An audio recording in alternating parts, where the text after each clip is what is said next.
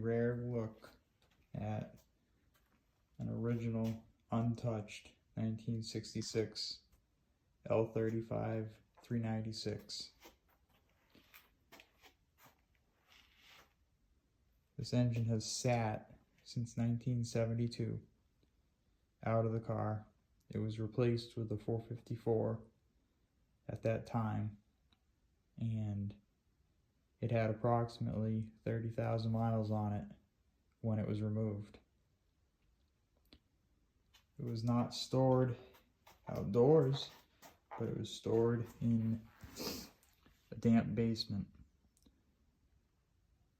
Nothing will move